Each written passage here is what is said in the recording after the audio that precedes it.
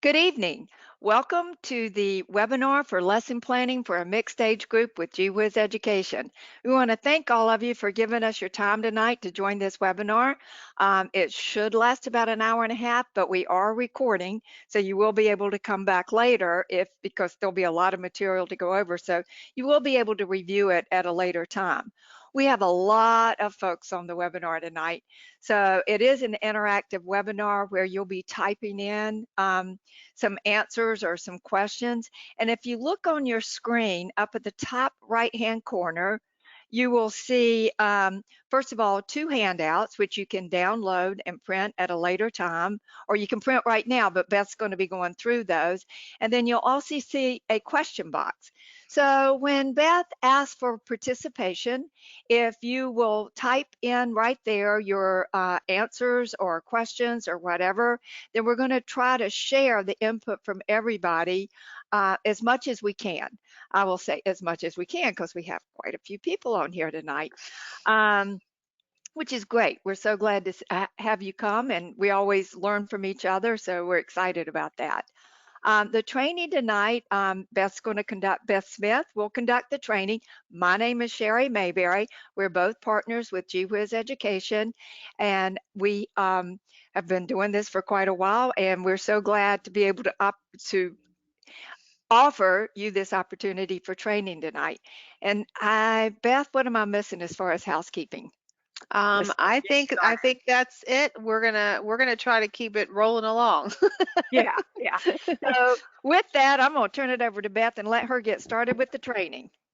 All right, good evening, everybody. My name is Beth Smith. I'm going to be doing the training tonight, and it is going to be very interactive. I believe strongly that, when I sit here and talk for an hour and a half, everybody's going to fall asleep, including myself. So we're going to keep this moving along. We're also going to keep it very interactive. We have a lot of people on here from all across the country, so it's going to be a lot of fun to hear what everybody has to say. It is being recorded, as Sherry said, so don't feel like if you miss something, you're not going to be able to go back and do it again, because I'll show you where it's going to live on the website, and you'll be able to go back and review it. Also, I know this always comes up, certificates of attendance, post-assessment. Yes, there is a certificate of attendance, and you must complete a post-assessment in order to get to that certificate. We will cover that at the end of the webinar. For those of you in Pennsylvania, if you are registered in the PD registry, you will need to complete that post-assessment in order for me to give you credit. So if a question comes up along the way, Sherry's in the background, so type your question in. She'll do her best to answer anything that comes up.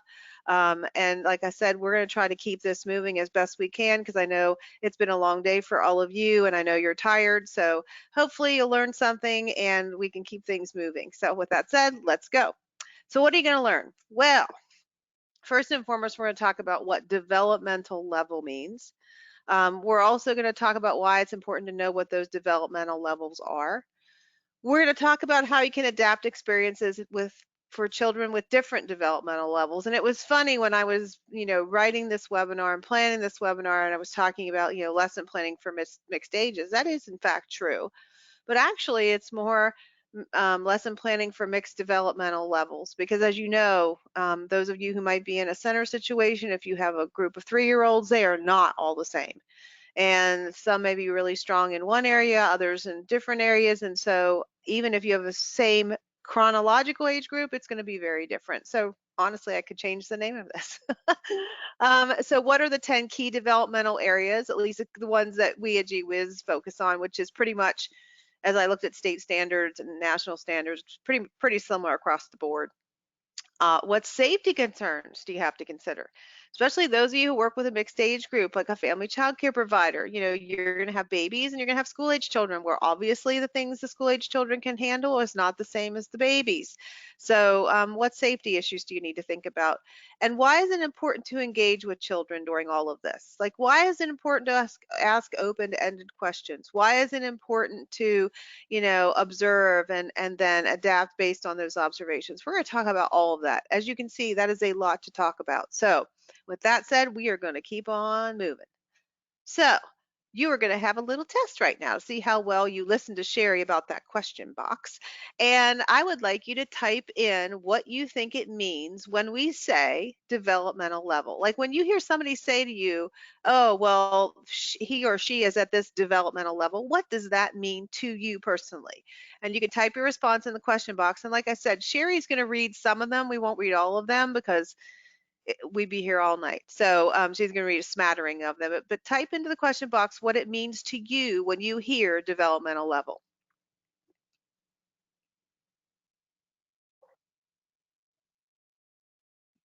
And Sherry, be sure to unmute yourself. I just did that. Okay. Okay, we got a first response. The level the child should be at based on their age. Oh, we're getting a lot of responses. What the child is able to do, what skill set levels they are at, like if they are able to make milestones at the age that they are at. It means that they have reached certain milestones in development, that you can accomplish more certain tasks, skills and abilities. Meeting the children where they are at with skills and knowledge. The age of their mind, observing the children to see where they are at developmentally and using a tool to support you. All children learn at different levels. That is What so is that? true. What is adequate for the age group? Age appropriate activities. Level of growth. How well a child can do at a task at any given age. There are they are development. They are that is the. I'm not sure that I think there might be a typo there. The development where the child is at. For me, it is the child's understanding, where someone developing compared to others at their age. Monthly milestone, ages and stages, the child's age level. I am, there's so many, I there's a was gonna lot. say I was gonna say let's do one more and then I'm gonna move on. Okay. I think a child's development level for children means the level the child is physically and mentally able to complete task at. Yeah. Excellent. First of all, y'all did a great job typing in responses. Thank you so much, because that's what's going to make this webinar a lot of fun is all the interaction, even though we're not in the same room. But all those are great responses, and that's really important that we understand while we're moving on here what developmental level is, because it's a progression of skills in a particular area, and it means that, for instance, in the physical development and health area, there's going to be a progression of skills. Just like they always say, babies have to crawl before they can walk, although my daughter never really crawled, she just slid around on the floor. Um, it's the same thing. So, in other words, it's children develop fine motor control, like an infant will hold a rattle. Whereas by the time they're in school, they're very proficient with pencils and pens, and their fine motor skills are quite developed. So, someone mentioned developmental milestones. Absolutely true. Developmental stage. And what is really important about all of this is it has nothing whatsoever really to do with chronologically where they are. You may have a 3-year-old that is extremely good with fine motor skills. Like they could work Legos or Duplos or puzzles. They may be extremely advanced actually in that area, and yet maybe in a social or emotional area they're more like a 2-year-old, right? So wherever their level of play is in terms of interaction with other children. So all children are going to be on different developmental levels in different areas. That is so true. And so that's what makes it so challenging for you as an educator of early childhood, is that you may have, especially a family child care provider, everything from an infant all the way up to a school age child. And within that range of ages, you have oodles of developmental levels when it's all over the place. If you're in a classroom and you're a teacher in a center and you have, like I said, a group of 3-year-olds, they're not all going to be the same. In let's say just that physical development and health area, you're going to have children all over the place developmentally. So that's what makes this so challenging. And yet that's what this webinar is going to be about. It's going to be about how we hope we can make that a little bit easier for you. So it's really important that you have an understanding of what that means. So great job. All right. We just covered this. Knowing each child's developmental level is important. Well, if you don't know where they are developmentally, it's really hard to plan activities to encourage growth in the areas where they need to encourage growth, to support, the expansion of skills in areas where they're already proficient and they're building upon skills. So knowing all of this is really important. So once again, how are you going to know all this? So there's different ways you're going to know this, and some of this came up when we talked about it a minute ago. Um, Informal assessment, formal assessment.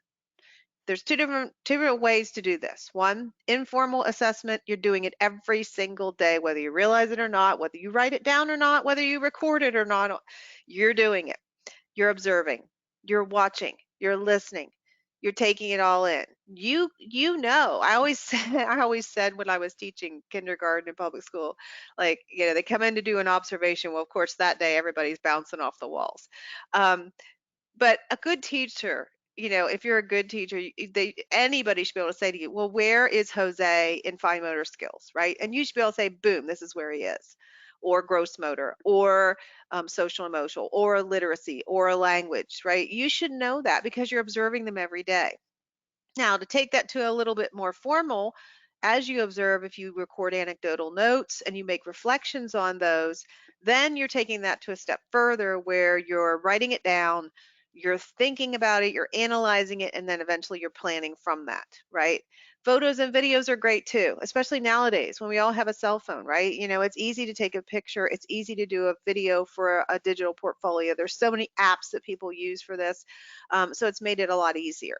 Then you get into more formal assessment, such as ages and stages. Somebody mentioned that one. Teaching strategies, the DRDP is out in California. These are just a few of many, right, that are more formal assessments of the child. All of these tools put together give you a good idea of where each child is developmentally. But I would argue, as an educator, that the strongest one for me is right here, observation. Keeping your eyes and your ears open and then writing things down. Because as you know, when you get into formal assessments, it could be a bad day, right? It could be a bad day for you. It could be a bad day for them. I mean, who knows, right? Whenever you're doing that assessment. So these are ongoing. They're happening all the time. And for me, that's more authentic. That's why I call it an authentic or an informal assessment, because to me, it kind of is. So it's important that you know how you're going to gather the data about where each child is so that you can move to the next step. All right. So there are 10 key developmental areas.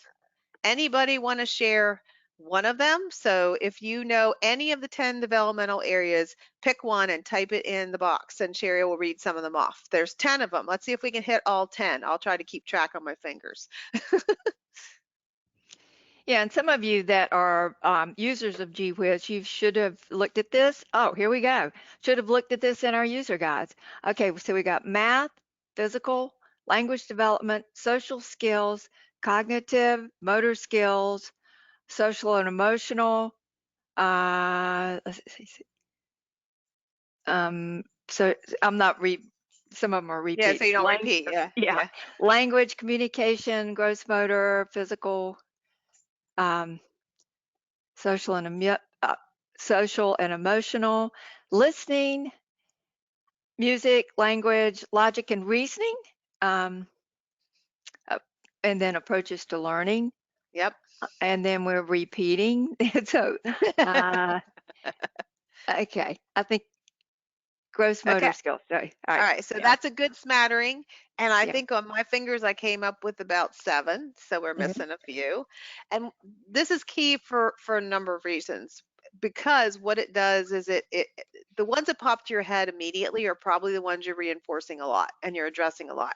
The ones that don't pop into your head are more than likely the ones that you're not touching on as much. So that's important for you as an educator, right? We all have strengths in different areas, and we tend to focus more on one area than another, but it's important to be able, when you're talking about early childhood, to hit on all 10 of them, and all 10 of them are language development. Someone mentioned that.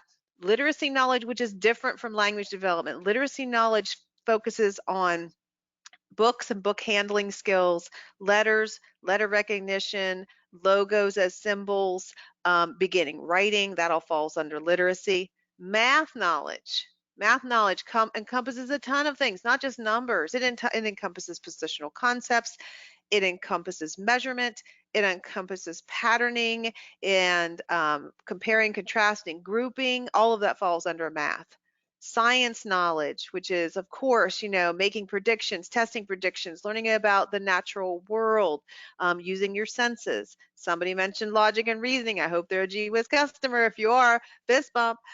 Social studies knowledge. I didn't hear that one. That is the family, the community, um, the environment, and history all fall under social studies. Social emotional, heard a lot of that. Music and creative arts. Creative arts being dramatic play, being fine arts, being also music and movement. Physical development, heard a ton of that, and approaches to learning, which is, I heard that too, persistence, patience, cooperation. Those things all fall under approaches to learning. This slide's going to come back as we practice.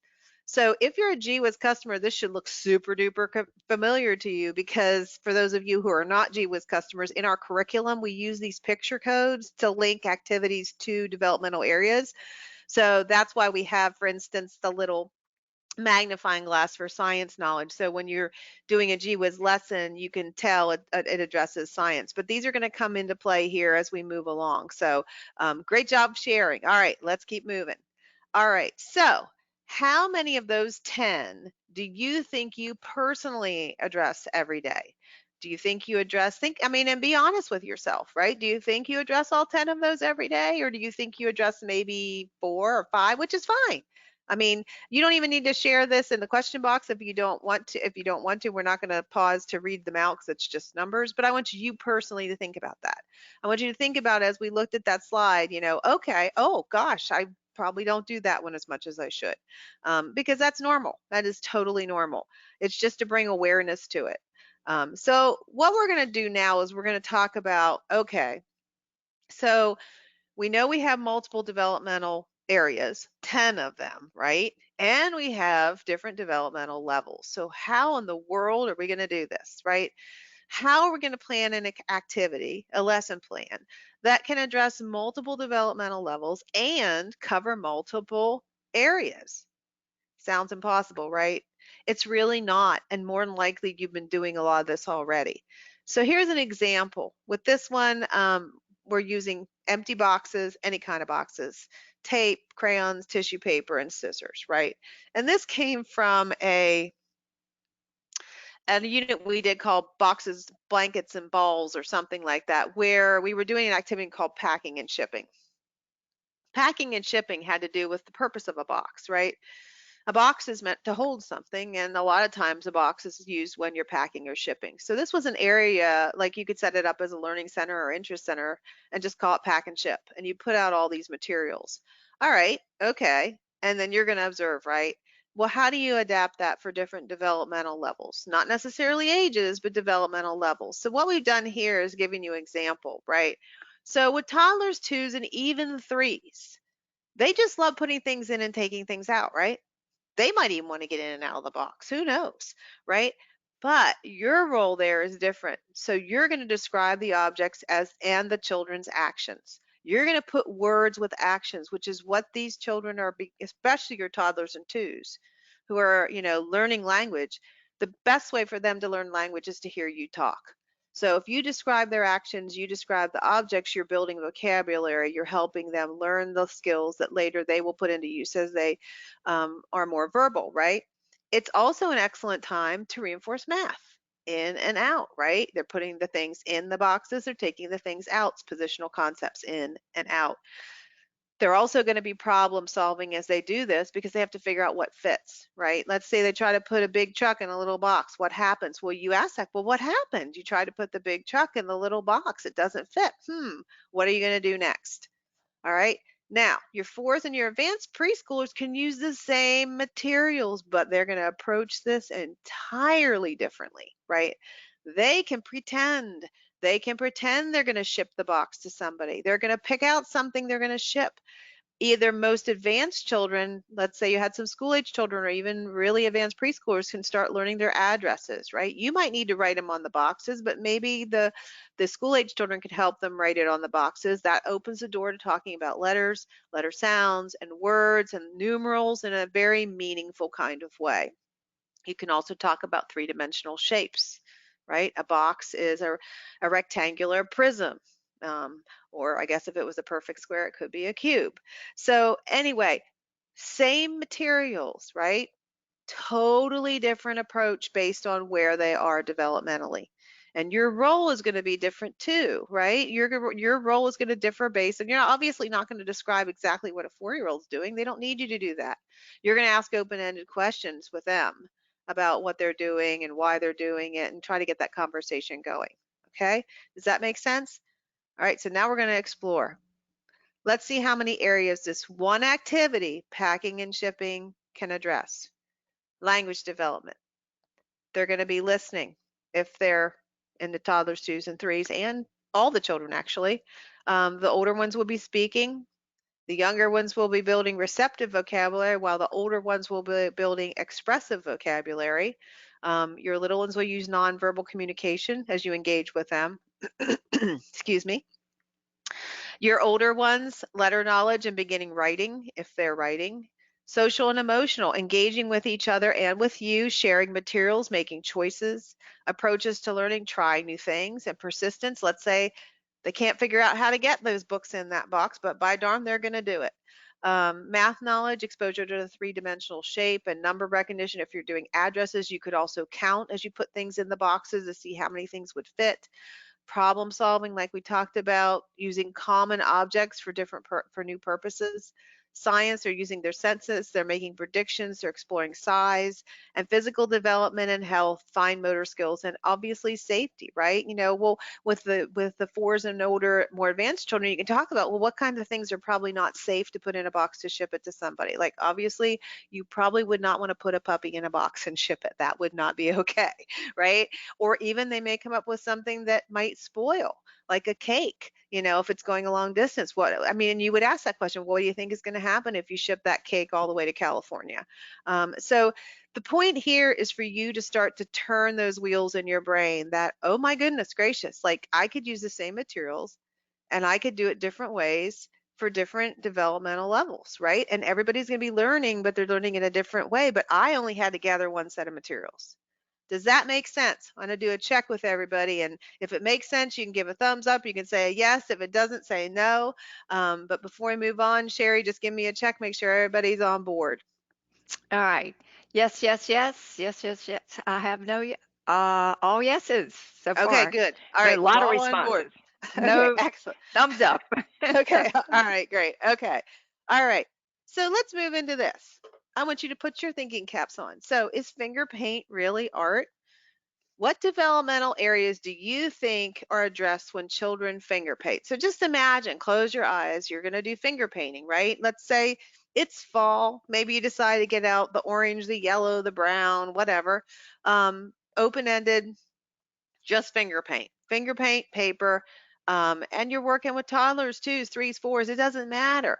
What developmental areas? Now remember, there are 10 of them. And let me see if I don't remember if I put that slide next. I did. Yee. Okay. I couldn't remember if I did or I didn't. I'm going to put them up here so you can see them. Which ones of these do you think you would address if you did finger painting with the children? Now, you can write all of them out. You can just choose a couple to share. I'm just going to see if everybody can figure out how or how not we could address all 10 of these. Okay. Music and creative arts, science, social and emotional, music and creative arts, language development, science knowledge, math, language, motor skills, social studies, math, creative arts, science, physical development, science, social, emotional, music, and motor skills. I would all. I'm thinking they mean they'll do all 10 areas. Okay. We can I use want to them do them all. all. Yeah, literacy, let's see, literacy, art, and science, and social emotional language, logic and reasoning, physical, social, so Sounds like we're hitting on them all, I you know, hope. Coach Vader, creative art, all science and math, music and outdoor science, logic and reasoning, all would be there. Logic and Awesome. reasoning, so, yeah. So I think we're good. Awesome. Awesome. All right, perfect. All right, that's the whole point. I want you to see that you could, in fact, do that. You could hit on all those different areas with one single simple activity of finger painting, right? This is where, we do another webinar called the why behind experiences where we delve very deep into like, okay, let's practice doing that, which is not what this one is about. But if you want to watch that, it is on our website. The point being that there is no such thing as just an art activity or just a math activity or just a, music activity. There are multiple developmental areas addressed in any of those. And so it's your job to try to figure out, okay, how many can I address? And focus sometimes on those ones you feel like you don't touch on as much, because that's really important to make sure that you do touch on all 10. All right, so now we're going to get into lesson planning for mixed age groups, which is, as I've said, we talked about the 10 areas. Now we have to deal with all these different levels. So let's move on to that. All right. What do you need to consider? Well, first of all, what we talked about earlier, each child's developmental level. Where are they? Where are their skills in, let's say, science in terms of, making and testing predictions? Are they ready to do that? Are they not ready to do that? What adaptations do you need? Do they have special needs? Do you have any children who are ELL or DLL? What materials are you going to need? Back in that boxes activity, right? We needed boxes, all different kinds of boxes. We needed tape. We needed different things. So what do you need? Where are you going to do it? Okay, is it going to be inside, outside, floor, table? What physically is going to be the space in which the activity is going to take place? These are all important parts of a lesson plan. Is it going to be teacher directed or child led? And what is your role? Is your role to do nothing other than observe from afar? Is your role to be engaged with the children, asking open ended questions, or if they need materials, helping find what they need? And then finally, what we just went through, what are the 10 developmental areas and skills are going to be addressed? So this seems like a lot to consider, right? When you're writing a lesson plan, and it is. And yet every single part of this, all of these things are equally important. You can't really have a lesson plan that is strong without all of this. And it does take time, and you do have to, think through all these things. So with that said, we're going to practice. All right. And we're going to practice with things that grow.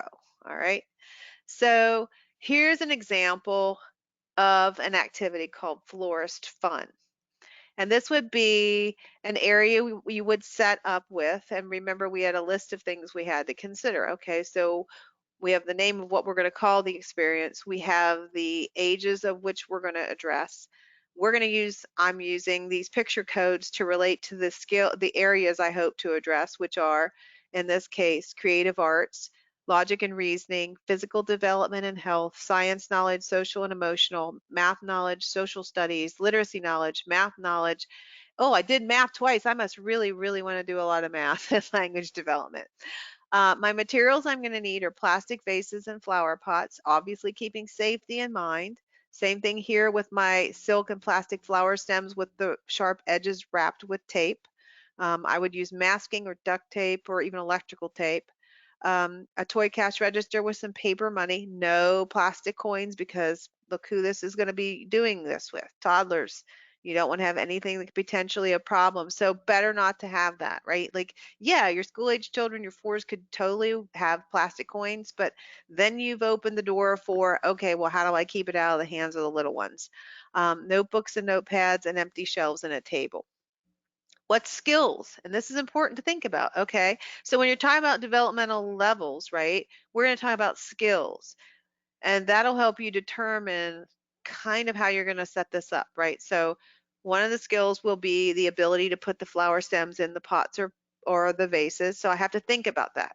I have to think about any adaptations that might need to be made for children with limited fine motor control. Maybe I have a vase that has a bigger top or has a weighted bottom so it doesn't tip over as easy. Maybe I take the ends of the flowers and instead of just putting tape around the ends, I actually put like paper towel around the ends and then I wrap tape around that to make it a thicker handle for them to hold on to, right? So those are the things you want to think about there.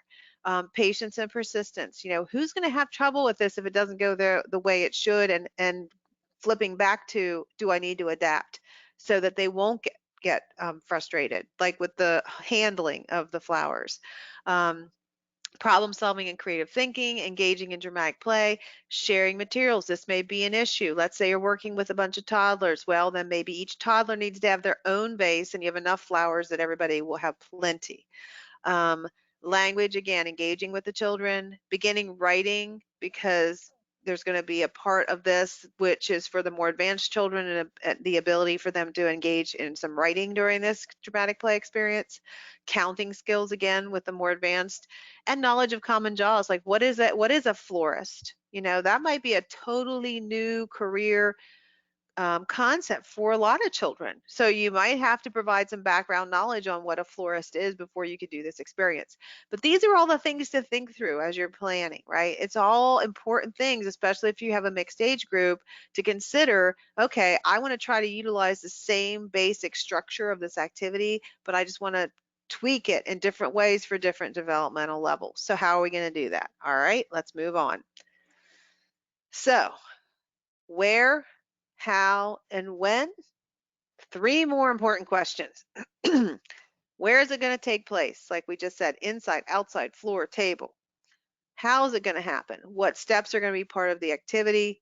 And when is it going to take place in my day? Is it going to be in the morning during my free choice center activities? Is it going to be in the afternoon? Is it going to be outside during outdoor playtime? These are all the questions you have to ask as you're planning these experiences with the children. So here's the where, here's the how, here's the when. So where is going to be indoors or outside if the weather's nice. There's no reason why you couldn't take it outside. And it's going to be during my morning free choice play. And then here's what I'm going to do. Here's my how. I'm going to set out the materials and then I'm going to adapt for different developmental levels. So as you look here, toddlers, twos, plus other with limited fine motor control, threes, fours, advanced preschoolers, and school age. And even within here, you're going to see adaptations for different developmental levels. So you're going to have some activity, some here that may or may not choose to engage in dramatic play. They might not want to pretend they're a florist. Um, Obviously, they're not going to be practicing writing, taking orders for floral arrangements like your more advanced children would be. But the important part here is just to think about all the different ways they can utilize these materials and your role within that. So with toddlers and twos, again, you're going to use your descriptive language. You're going to talk about the flowers. You're going to talk about what they're doing. You're going to reinforce, again, in and out. You can compare the size of the flowers, tall and short, colors. There's so many different things you could talk about there. With your other children, you know, you can engage them by asking open-ended questions. You could talk about if they are pretending to have a florist shop. Well, you know, what type of arrangements do you sell, and how much do they cost, and how long do you think it's going to take to put one together for me? And anyway, you can engage with them if that's what you want to do. If you want to help build the open-ended questioning, if you want to practice your open-ended questioning, that would be a good way to do it. So one set of materials, but we're totally using it in different ways for different developmental levels, okay? And we're talking about where and how and when. So all this probably seems a little bit overwhelming, but it's really not, because now you're probably getting pretty good at tying in the developmental areas. So what developmental areas does this address? Well, language development, both receptive for the, you know, toddlers, twos, nonverbals, expressive for those who are much more verbal, science, sensory, making and testing ideas, the natural world. What is a flower, right? Math knowledge, comparing and contrasting and counting, again, for those children who are ready for that, engaging with others, sharing materials, self-regulation. I want that sunflower and I want it now. I mean, that type of thing. You may not be able to have the sunflower right now. You might have to have your wait for your turn with the sunflower. Creative arts, dramatic play, fine motor skills, eye-hand coordination. It takes eye-hand coordination to put a flower in a vase. I mean, obviously, and it's not developmentally appropriate to expect your toddlers to be able to do that. Like, boom, they're gonna be able to do it. So it's your role to think about, okay, how can I make that task easier so they can attempt it without a lot of frustration? Logic and reasoning, problem solving. How many flowers are going to fit? Right? If you have a vase that has a very narrow top, how many flowers do you think is going to fit in there versus one that has a much wider one? Again, for the more advanced children. Beginning writing, if they do choose to write down the arrangements, that their orders, and then jobs in the community. What is a florist? Where's the florist in our community? In most grocery stores nowadays, they have a florist that works in the grocery store. So whether or not the children know what a florist is, they've been around a florist and they know, they've seen the flowers, they've seen the plants, they may not have connected the dots. So once again, one activity, multiple developmental levels, multiple developmental areas, all in one simple activity. Okay? All right. So to make that easier, one of the handouts that I've given you is our lesson planning form. And you are welcome to use this in any way you would like you find that if you feel like it would help you. But it's basically what I just went through, where you have the title, the materials, and where you're going to do the activity, the steps you're going to need, the developmental areas it's going to address, and you could use picture codes like we do, and any adaptations you need to make. Now, I've shrunk this down from the actual size so I can put it on this slide, but the PDF is a handout. It's also going to be on our webinar page where this webinar lives so that you can print it out. And hopefully this will be a tool that you might find helpful to make sure you're thinking about all the parts and pieces that need to go in every activity that you do with the children, that you plan with the children. So that is there for you. So now we're going to practice. And this is where you're going to get to share a lot. I'm not going to talk as much because now I've been doing a lot of talking, and I want you to think about things. So let's say you have this little guy's playing with a drum, right? So let's say you're doing a unit about music, and you want to do an activity related to drums. All right. So I want you to think about the group you have currently, your group. And I want you to come up with, and I'm going to give you some time to think about this. I want you to think about, okay, what kind of an activity could I do with drums with my children? So first, what I want you to do is, and because this is going to get really interesting to see what people come up with, I want to leave it very open-ended. Um, it can be anything related to drums that you want it to be. Okay, so put on your thinking cap. You obviously would come up with a title for it. But what I want you to share in the question box is the title that you would call it and just what materials you would need. Because this is going to be interesting to see what people come up with. So think creatively, like, okay, maybe you don't have a drum like this, but you want to do a unit on music and you want to expose the children to drums. So what I want you to share is just for right now, the materials that you would need for the experience title that you come up with, and it doesn't have to be anything super fancy. Um, and then the materials that you would need. And it could just be like the main materials. Like you don't have to list everything out, just the main things you would need. And then we'll share a few of those. We can't obviously share them all, but we'll share a few of them. Okay. First response is coffee cans and sticks, and that could be the title. I'm not sure she didn't mean that not to be the title. It totally Um, could be. yeah. Title, sounds of a drum. What you need, pots and pans, pans and wooden spoons, drums, loud and soft. A title, I would say that she means that to be the title. Yep. Um, okay. What you need, empty containers, old pots and pans, wooden spoons. Let's pound. Oh, so she got the title at the end. Let's pound. Oh, I like that. If you're, Hmm. uh, if you're Panthers fan, let's keep pounding. It's their logo. Where can I answer this? Oh, I'm sorry. You can answer the response in the question box. Just type it in that question box. Um, Drums around the classroom. Let's see. Plastic coffee containers with lids and sticks. So that's what you need. Different size bowls and or pencils, which I'm assuming that would be your drumsticks, what you need. Empty oatmeal containers, again, what you need. Um, a parade. So I guess Mm, you could, yeah, a drum parade. Yep. yeah. I think that this might be the title, What Are Drums? There you go. Maybe the title is Marching Bands. Hmm. Um, drum, stick, drum, stick. Drumstick. I like that. Okay. I like that. Um, I work with infants and preschoolers. The infants love to just beat on the drums and hear the sounds. However, with the toddlers and older kiddos, love an activity called drum patterns. We beat on the drum in different rhythms and pass it around for everyone to mimic the beats. It's a great Ah, activity. it's a math activity. Copying Yeah. patterns. Yep. Dancing with drums, spoons and bowls, again, at what you need. Wooden spoons and pots, what you need. Jugs. Marching with drums. Loud and quiet.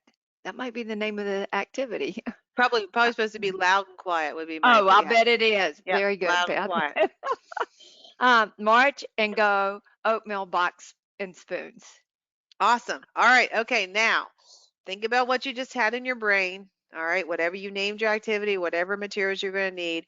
What 10 developmental areas are you going to address? Now, you don't need to list them all out, but share at least the main one that you hope you're going to address. And if it's one that maybe you don't address a lot, that's good, right? Like maybe you don't address social studies a lot, or science or whatever. So share, the developmental areas you think that are going to be addressed by your activity, the one you're planning right now in your brain. Okay, I'm going to share one title was creative jamming. I love that because I got a 3-year-old grandson who loves to jam, as he calls it. Okay, title drums for fun. Okay, I like jumps for fun too. yeah, we're still getting lots That's of okay. material. Okay, here we go. Here are some areas of development: social, emotional, physical, and math. Um, you can use different colors and show them colors. Language.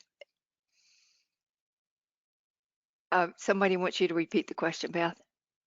Oh, my question was, now that you have an idea of an activity that you would do, share at least one or maybe two of the developmental areas that you think you'll be addressing as you do that activity. Remember, there were 10 of them. That's the one with the ones with the picture codes. Motor skills, music and movement. Let's see, fine motor, logic and reasoning, social and emotional.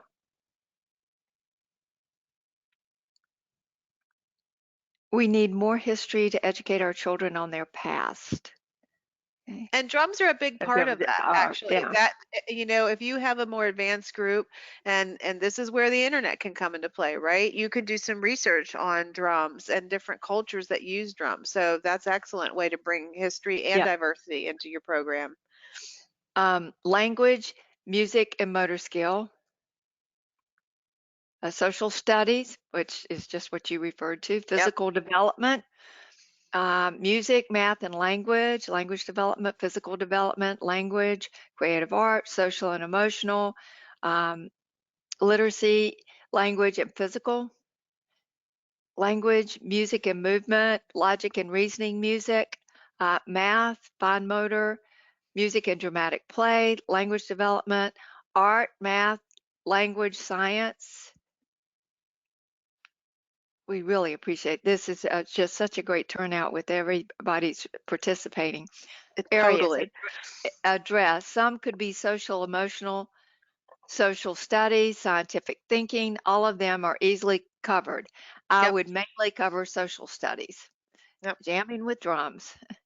I like jamming with Mostly drums. still gross motor skills, social studies skills, um, music and art, social studies, music. So it goes on and on. I think we've Excellent. covered almost all of Excellent. it. And I think it sounds like from the responses everyone's sharing that the light bulb has gone on, that, one simple activity related to drums can address all 10 areas. Now comes the tricky part. Okay. So, what I want you to do is think about the activity you have planned. You've already decided what materials you needed. You decided what areas you're going to address. Now, pick an age group. I mean, if you're a family child care provider, pick the age group you have the most challenging, it's challenging to plan for.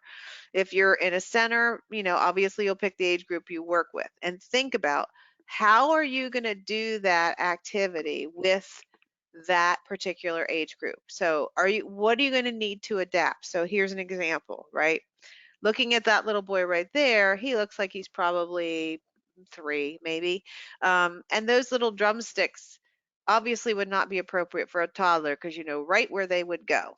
So, you obviously would have to adapt that, right? You'd have to give them something other than that drumstick to use. So think about the experience you have planned, the materials you planned to use, and think about, okay, how am I gonna adapt this for the age group I'm working with? So let's say you're working with toddlers, right?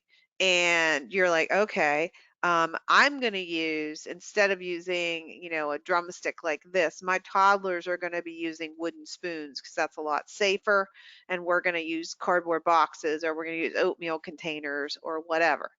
Or or let's say you want to focus on your pre-K, on your 4-year-olds, right? You and somebody mentioned the patterning, right? I'm going to adapt the for my 4-year-olds, we're going to practice copying, extending, and creating patterns using a drum. So you pick the age group, and then when you type in your response, just type the age group and what you're going to do. Like, what's the focus for that age group going to be, or how are you going to adapt for that particular age group? And those of you who are family child care providers, you obviously have the most challenge because you got them all, right? So for right now, we're just going to focus on one. But this you're going to hear you're going to hear enough responses. Hopefully, that'll help you with the other ones. Yeah. Really good response. For a birth to 2, give them a rattle to accompany the drums. Ah, very cool. Mm. With toddlers, give them wooden spoons. Infants and toddlers, it's harder to get them to grasp on the activity. They just want to put everything in their mouth. So to make it more adaptable, I would use cereal boxes and use their hands to kind of tap, I believe. Perfect. Perfect. Yeah, that is good. Then you 2-year-olds, eliminate the whole wanting to put it in their mouth because they're using in their yeah, hands to make noise. yeah. Perfect. 2-year-olds, old large spoons from the dramatic play area. Mm. Put them in groups and have rock and roll contests. Yeah, They would love that. yeah. Toddlers, I like to use crushed Cheerios as sand, and they use their hands. Oh, interesting. Uh, Toddlers, wooden spoons to pound with. Infants can use their hands to pound with. Toddlers use hands instead of sticks. Let's see, 2s and 3s, oatmeal containers and hands or wooden spoons. 4-year-old, drumsticks. You could. 2-year-old, um, empty oatmeal boxes and let them use their hands. Rattlers for the 1-year-old. School agers love to make things up and music they love and more musical instruments, maracas and flutes. Yep. Um, I work with preschoolers from 3 to 5. My students love arts and crafts, so we can use cups, beans, foil, rubber bands to create old drums, and we can use our fingers to make the drum sounds. There you go. And Yeah. that's open ended. They can do whatever they want to make their own drum. Young school age do arts and crafts to create the drums and then play the drums and play stop and go to build impulse control. Ah. Wooden spoons for 2-year-olds, preschoolers, and toddlers. I would focus on sounds, patterning, and using hands. Toddlers, cardboard boxes, plastic containers, and lids, rattles, hands, and wooden spoons. Use their hands for infants, cereal boxes, and plastic spoons. Um, for 2s, 3-year-olds, whoops, sorry. 3-year-olds, drumsticks, marching band, loud and soft music sounds. Oh, measuring cups to bang together. Ah, that would be safe. Yeah, yeah. Uh, young school age create their own drum sets with old material. Oh, we can use water bottles with beans, rice, rocks, and other small objects to make maracas. Yes, if you wanted to Um, expand upon the drum and talk about more percussion instruments, you could certainly expand it into other areas. pre-K rhythm sticks and shakers. So infants and toddlers, I would use hands and wooden spoons with cardboard boxes. Those are great. Good. Excellent, excellent. And the point there is that, again, it just takes a little bit of thought. So you can even take this, like we talked about, using the internet to explore drums from different cultures, but you could also use the internet to expose the children to, for instance, a symphony, right? And talk about the different types of drums used in a symphony, and then watch a video or short clip of a band, like a marching band, and find the drums in that band, and then watch a band that would be like a rock band or a country western band and talk about how the drums are used there, because drums are used in all different kinds of music, excuse me, but in many different ways. So you could expand upon this definitely for more advanced children. You could also, if you wanted to bring in literacy, you could talk about words that rhyme with the word drum for those children who are ready, and come up with some kind of drum rhyme with patterning. You could even tie in jump roping, and you could come up with something there. So the possibilities honestly are truly endless, but the point being that you just think a little bit about how you could use one type of material in different ways with different ages, different developmental levels. So again, thinking about, okay, toddlers put it all in their mouth. Well, I had a 3-year-old that liked to put things in her mouth all the time too. So you know your children, you know which ones would be more likely to do that, and you can adapt and think about that ahead of time. All right, great job. All right, we're going to practice again. Now it's apple season. I love apples. So I just baked an apple pie yesterday and it was very good, but now it's all gone and that's sad. So anyway, apples. All right, think about apples. All right, it's apple season, like I said. There's a lot of things you can do related to apples. So come up with a title of an experience that you're going to do, again, this time using apples. And you're going to list out the title of the experience and just the materials you're going to need. Now, you could choose to use real apples. You could use paper apples. You could, whatever. I mean, again, the blank slate here, wide open. So just like we did for the drum, I want you to come up with a title and then tell me what kind of materials you're going to use. And then we'll move on to what developmental areas, and then we'll move on to adapting. Okay. A title, Apples to Apples. Um, another title, Seeds and Things. Uh, making our own apple trees for apple season. Let's see, cut out apples. So instead of using real apples, they could use cut out apples, apple sprints, apple seeds, apples tasting, painting, graphing, and making applesauce. Yum. Apple stamping, floating apples, apple art. Um, oh, I think there's someone re, kind of finished their thought and glue them to the trunk of the tree. I think that what came from Mm, where make the apple tree. Okay, different sizes of apples.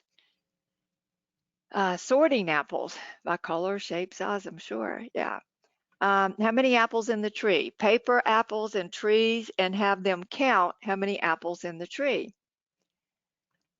Apple hearts, apple trees. Um, an an apple a day. Let's play. That's a cute title. that is cute. Mm. Um, somebody just asked if they can type anything, and yes, I'm telling you, you can type anything. Beautiful apple trees. Oh, family trees with apples. Another title, delicious apples. Um, apple stamps. The apple and me. That's a cute title. Apple That is sauce, cute. make it, yeah. Making apple prints with sponges and paint. Mhm. Hide and seek apples. Apple fun time. That's a cute title. Tasting different kinds of apples. Apple stamps, apple salad, Mm. Apple products, and no, not the iPhone. How apples grow.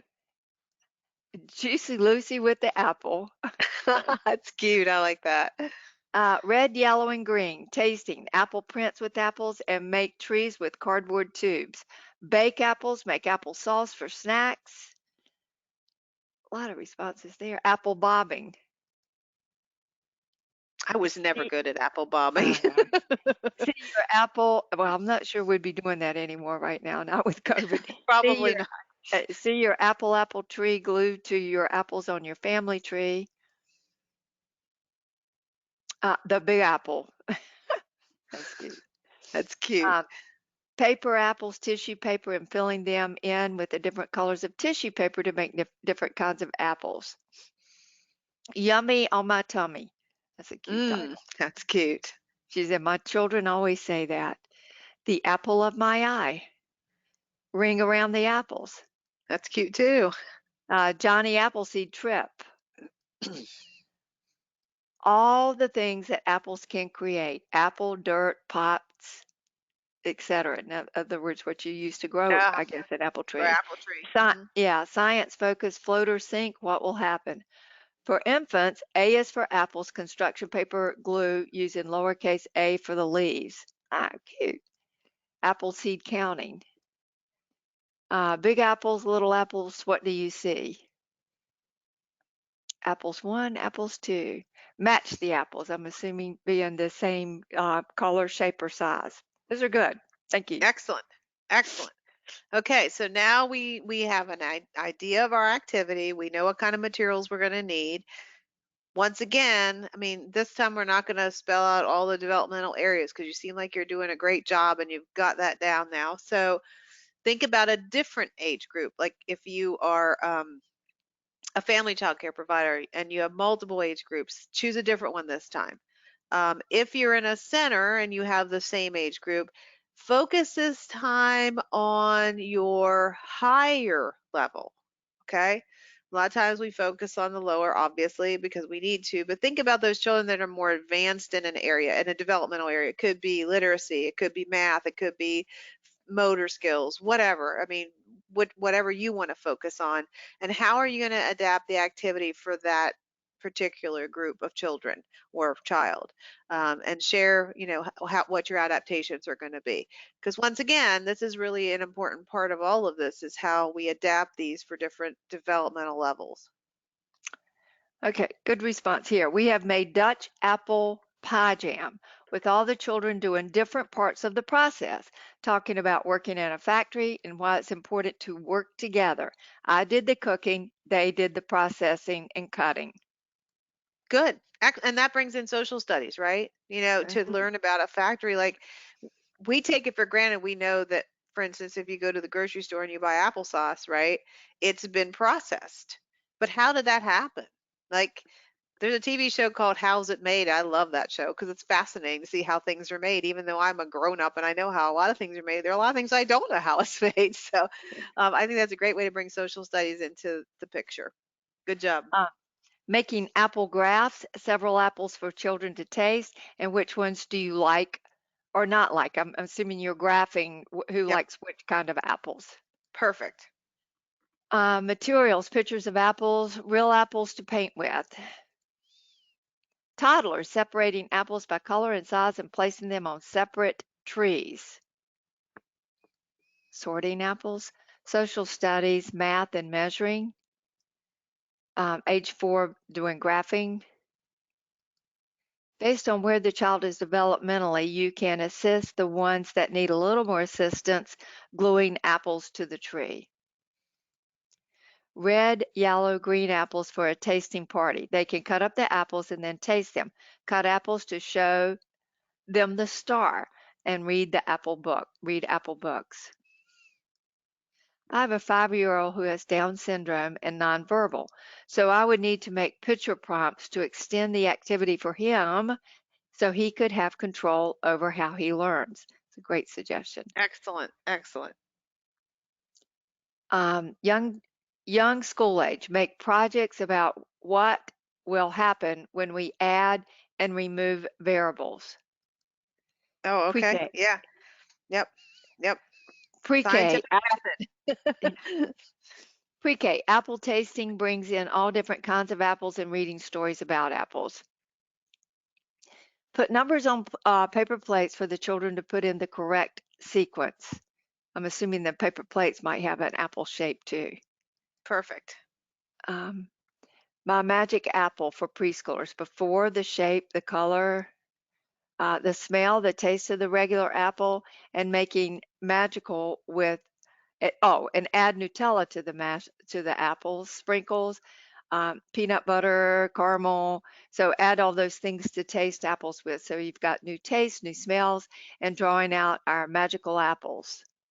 I want to come have a magical Yeah. apple. That sounds good. And 4s in school age, have them start writing out the numbers of the apples and then maybe start doing number equations with 1 plus 2 equals 3. Perfect. Yep. 4s and 5s, apple juicing, adding different kinds of apple to change the color and flavor and number of items needed to make a cup, to make the cup, textures of the pulp and what the pulp is. That's great because you're exploring the apple in many different forms, right? Yeah. Toddlers sing, I eat apples and bananas. We all love that song. Parts of the apple and talk about rhyming words with pre-Ks. Okay, crisscross applesauce, yoga, and with the school age group. Mhm. Mhm. Teaching different parts of the apple, seeds, etc. Mhm. Engaging all ages in making and eating applesauce. Infants and toddlers, whole apples to explore. Preschoolers, preschool age, learning how language helps to mix and pour ingredients. School age help the younger children and they can measure, mix, pour using math and science. All enjoy eating. Perfect. I And can they make learn about working together, right? I yeah, mean, the important social skill. I can make applesauce and they put it in the jars and taste it. Making apple water, ice. I guess that's putting Oh. apples in the Oh, water apple in the water. Yeah. That uh, sounds good. I can make applesauce and they put it in the jars and they can taste it. So good answers. Excellent, excellent. So I think you're getting the idea of how you can take something as simple as an apple as your base, right? And you can expand upon that in many different directions for different developmental levels. So let's say you're doing that. I'm thinking about some of the activity. I love the applesauce because everybody had a role to play, right? You're going to make applesauce, and your toddlers are just going to hold the apples and smell the apples, but your 4-year-olds, maybe they could, once you peel them, they could help dice them, and then obviously, you're going to be handling the hot part at the stove. But I like how everybody was involved in that activity. And it is challenging, right, when you have children who are all over the place to be able to do all that. But let's just take the applesauce for 1 minute, because that, I think, is a great activity that a lot of us would do, in the fall.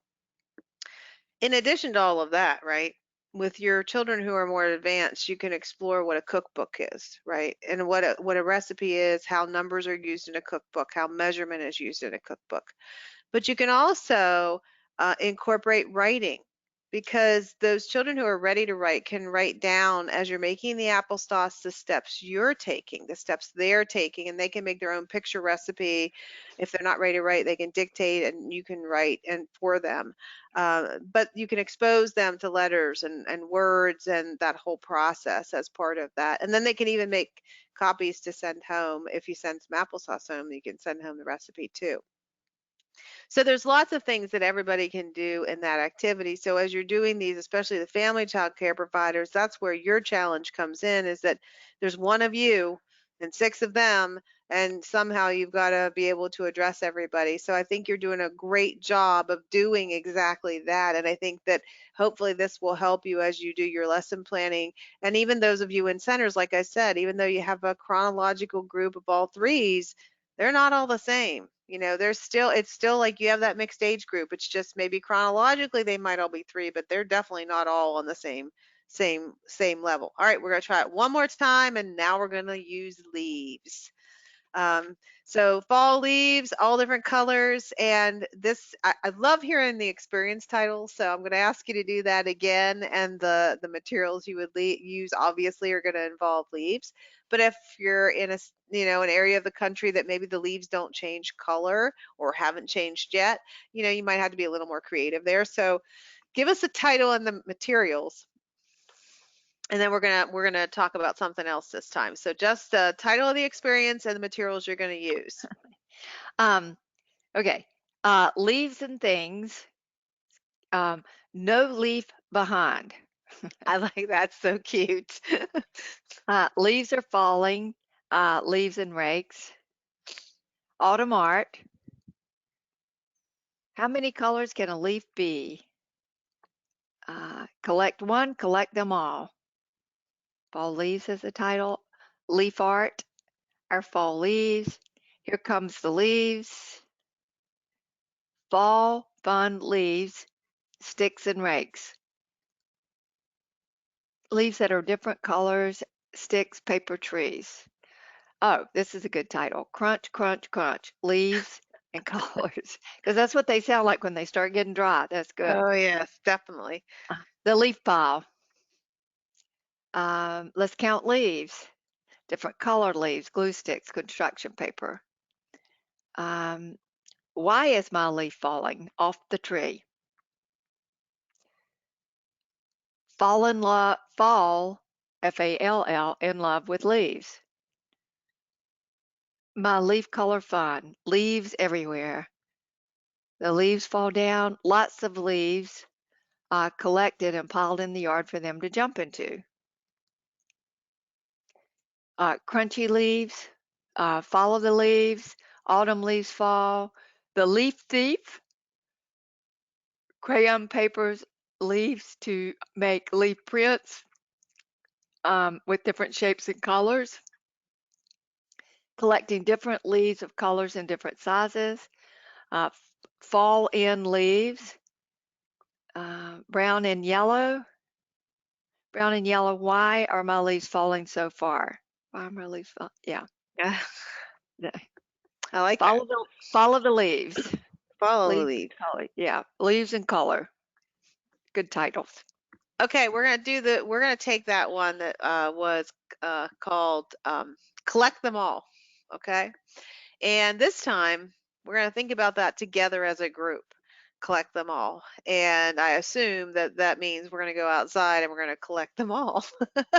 Okay, so we know that our materials are going to be leaves we're going to collect. We know we're going to go outdoors.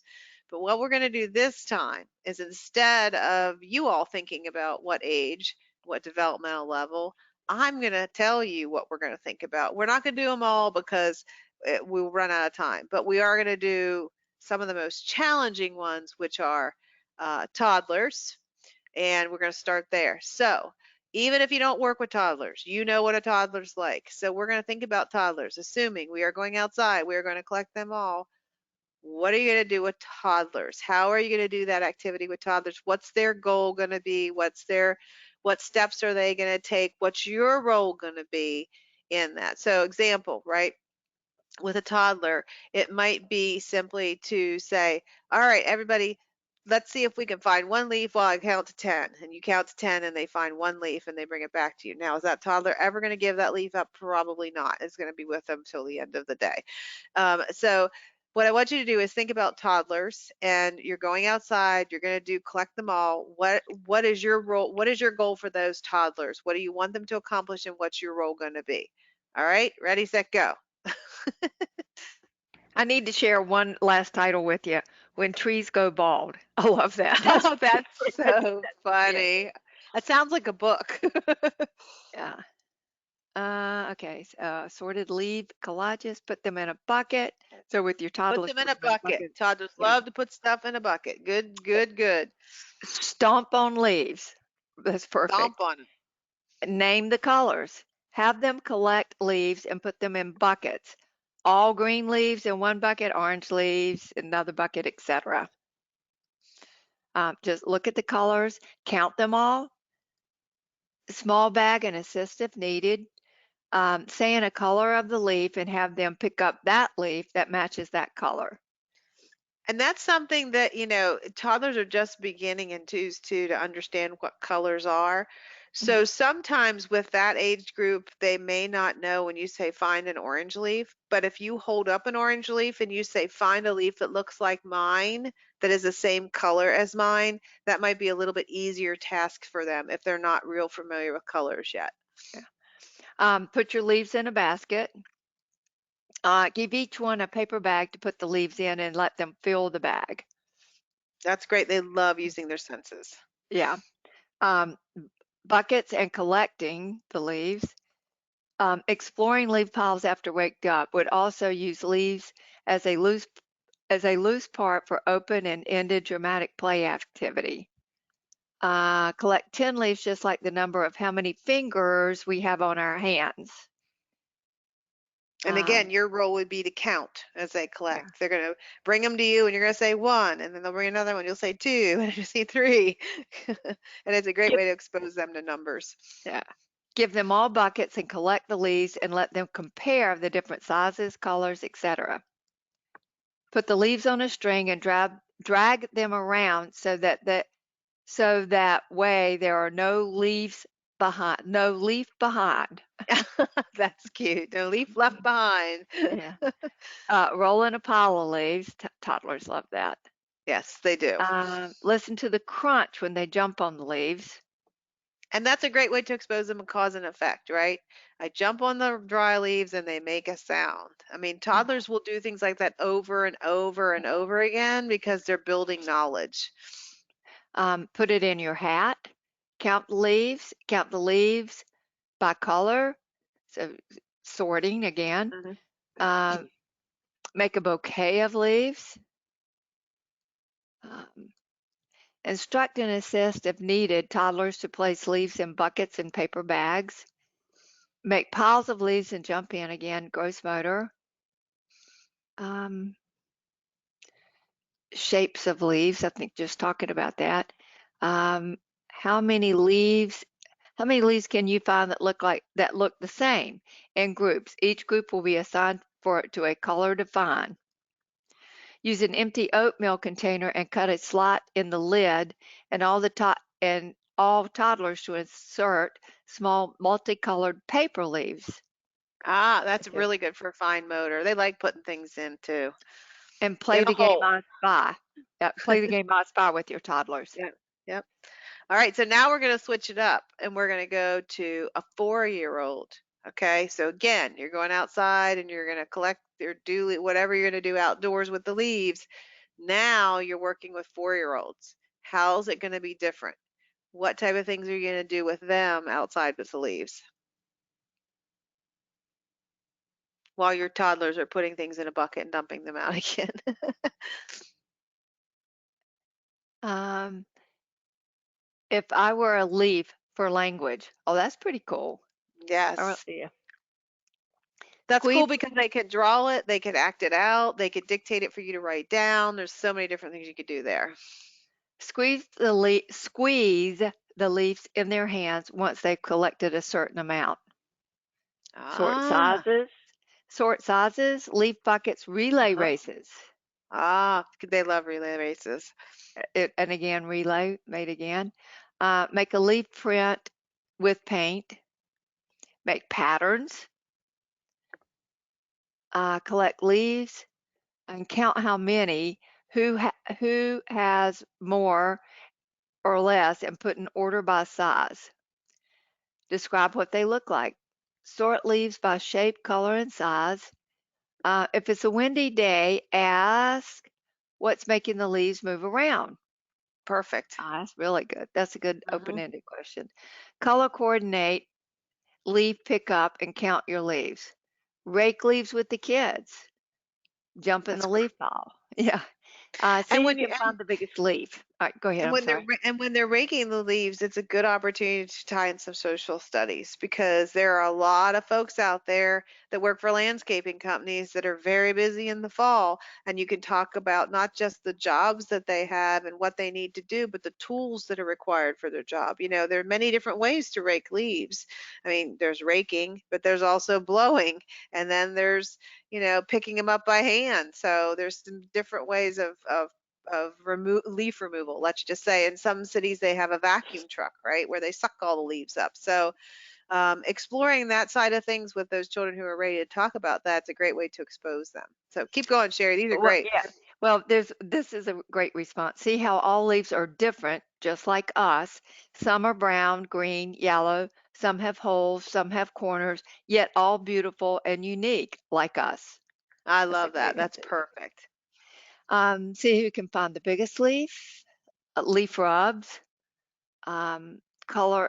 Just exploring colors of the leaves. Collect the leaves and put in books and flatten, and some left out to compare what happened. Ah, very good. Yeah, and when Short somebody leaf. mentioned collecting, I mean, the biggest leaf, then you can tie in measurement. Get out the ruler, get out the tape measure, actually measure it, and then you could even graph it. That was a suggestion. Measure the leaves. Yep. Two groups will collect count at the same time, greater and less. Whichever group has the least will fall like a leaf. Oh, they would love that. I can just see the drama now. Oh! Uh, have them collect the amount of leaves and help them count and explain what the leaves look like. Glue leaves to the paper by size or color. Provide plastic rakes and baskets, and talk about where they came from and explore the different shapes, sizes, count the leaves, order by size, color, shape, and talk about the smell of the leaves. Oh, that's good too. Yeah, they do change as they get older. Why are the leaves falling? The season changes because it is autumn. So you want to ask, why are the leaves falling all of a sudden? And what does Uh, autumn mean? What does that mean in yeah, your area? Like what happens when we move into the season of fall exactly? yeah. Make a leaf person on paper with glue. All of those are great. But in some parts, like in southern Florida, you're probably not going to see those leaves changing in color. Or Southern California, you may not. I don't know, Yeah, Beth. I You live can in speak to that. I can. I live in I mean Northern California. I live in Northern Florida, almost in Georgia, and we do have our deciduous trees do lose their leaves in the fall, but we do not obviously have the dramatic change of color because our trees are not like the sugar maples and the oaks and the things that change color like they do. I grew up in Pennsylvania. So, yeah, you have to be aware of but we do have a season change, right? The temperature drops like today. It wasn't nearly as warm. You could feel the coolness in the air, more so than we had obviously in July. So there are changes regardless of, where you live. You're going to have some change in that weather, whether it means more rain, whether it means drier air, less humidity, and those are things you can talk about with those children who are more advanced. All right, well, this has been great. You guys did a great job here. I am going to ask very quickly if there are any questions, and then the next step is going to be to show you where you're going to go to get your post assessment and your bonus teaching guide. Now, those of you who are GWIZ customers, if you were with us in August, we did the unit My Friends, Your Friends, so you already have this teaching guide. But those of you who are not GWIZ customers and were not with us, we're giving you a teacher's guide so you can see how we address all of the ages in our lesson plans, how we use our picture codes. We just wanted to give you a little goodie. So before I go there, any questions at all related to anything we covered? I really hope that this made things a little more clear for you.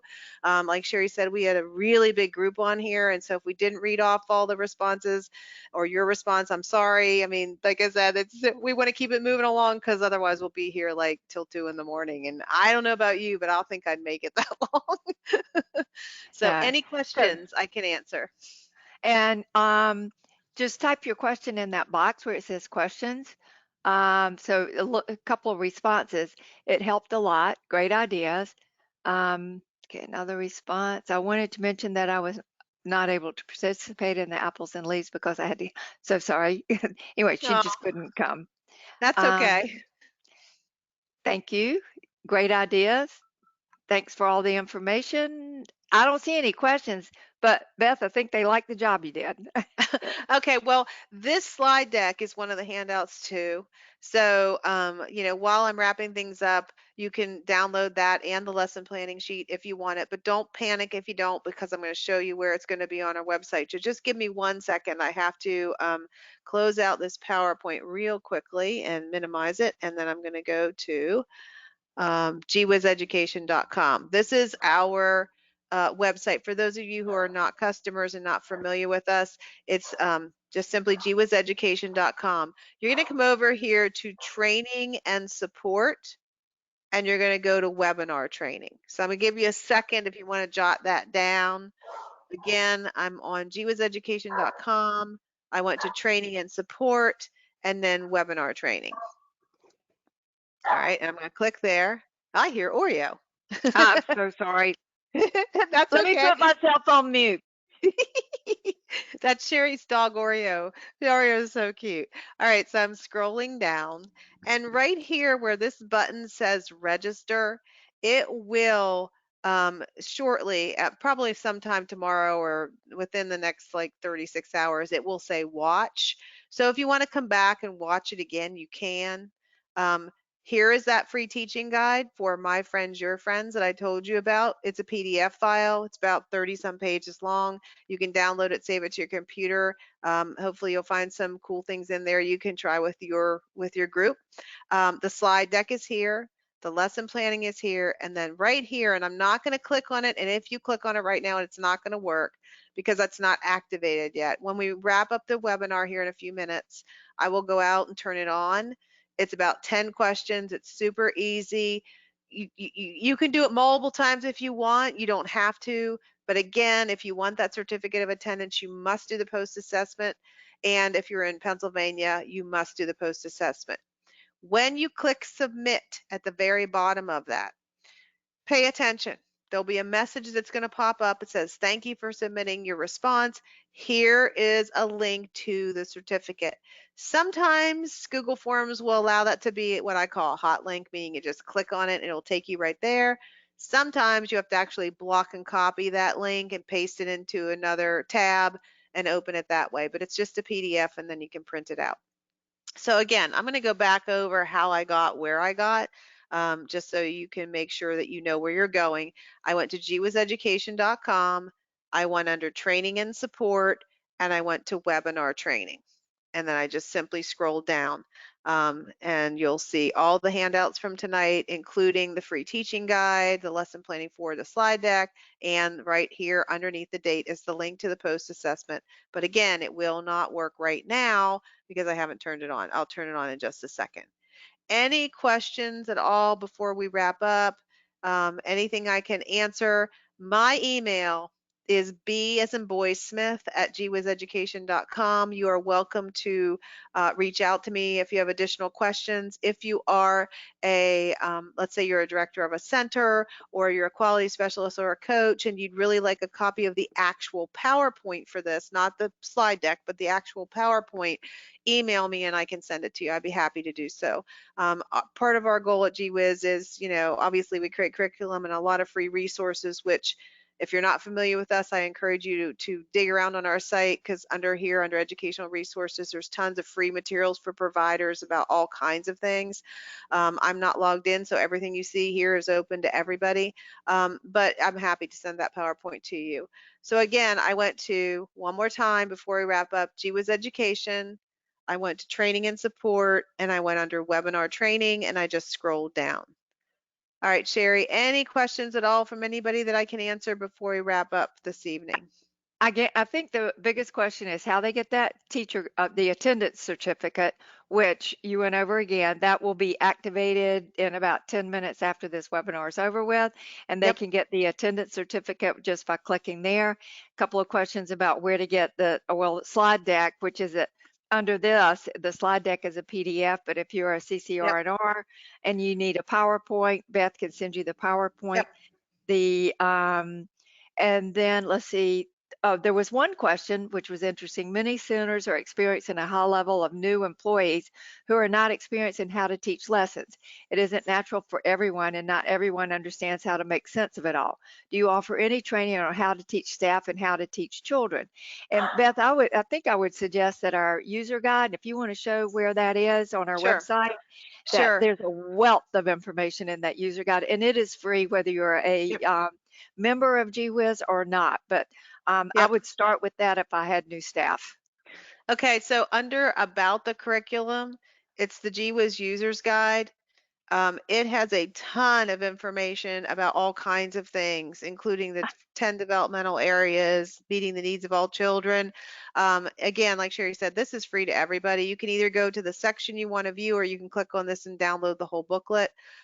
There's also under training and support, this is really targeted more at if you were using GWiz, but we now have a series of 4 onboarding webinars that you can watch about like utilizing the curriculum the right way. And a lot of the information contained in those onboarding would be appropriate to really any curriculum. But I would, like Sherry said, highly recommend the user's guide. It has a wealth of information about a lot of things, especially like developmental levels, I mean, developmental areas, anecdotal notes, individualization, et cetera, et cetera, et cetera. That was a Um, great question. Another question. Can we click on register? Well, right now, that register will just have you register for this webinar, which is over with now. That will change to view the recorded webinar by tomorrow. So that little Correct. button there that says register will not be the same.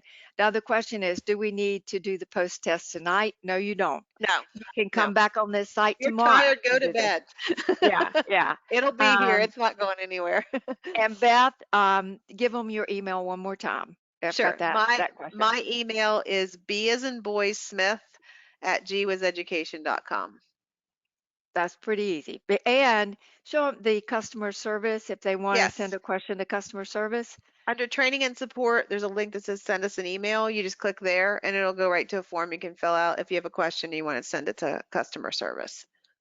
Okay. And if you're not a GWiz customer, we do offer 14 days free. So you can sign up and try it and see how you like it. If you like that sample teaching guide and you're like, this is really great, it would really help me, try it. I mean, that's why we have a 14-day free trial.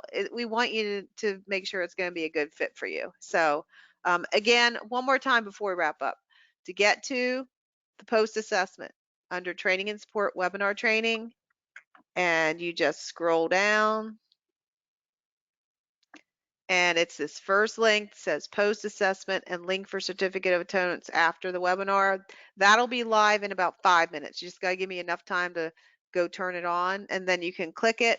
Once you click this link right here, it'll come up, the form will come up, you answer the questions. Again, just pay attention when you hit submit and block and copy that link. But if you have trouble, like Sherry said, send us an email. You can always send it to customer service at gwizeducation.com, and we'll do our best to help you. But we really Yeah. appreciate you all attending tonight.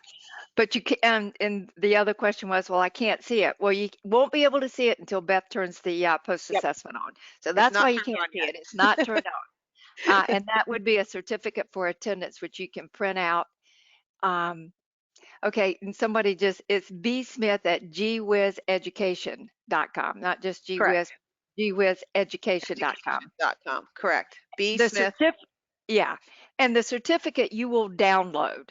So that's how you will receive that certificate. So once you finish the post assessment, you'll see a link to download that Correct. certificate. It's not mailed because we don't even have your address. That's why we can't mail it. Okay, I think I've covered most of the questions because you went back through everything.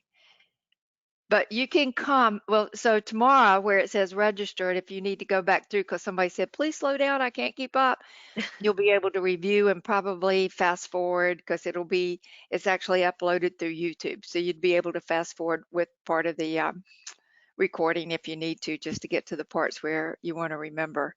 Exactly. Exactly.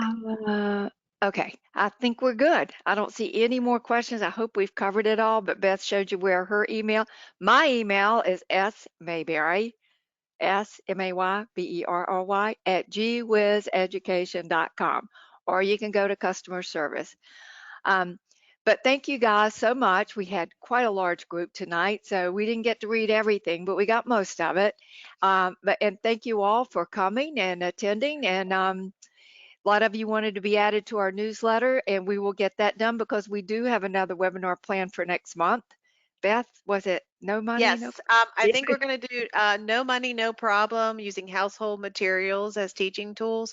I haven't actually got it all lined up yet. For those of you in the PD registry, it's not in there yet, but I have to schedule the event. So we're working on the date and time. It looks like it probably will be October the 18th at this point.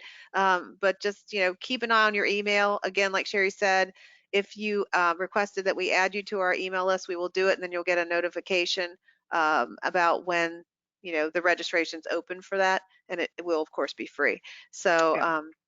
anyway, but thanks so much for attending. I Yeah. mean, I know you're tired at the end of the day, and hopefully you found this helpful and you can walk away with things you can use tomorrow, because that's always our Okay. goal. Yeah.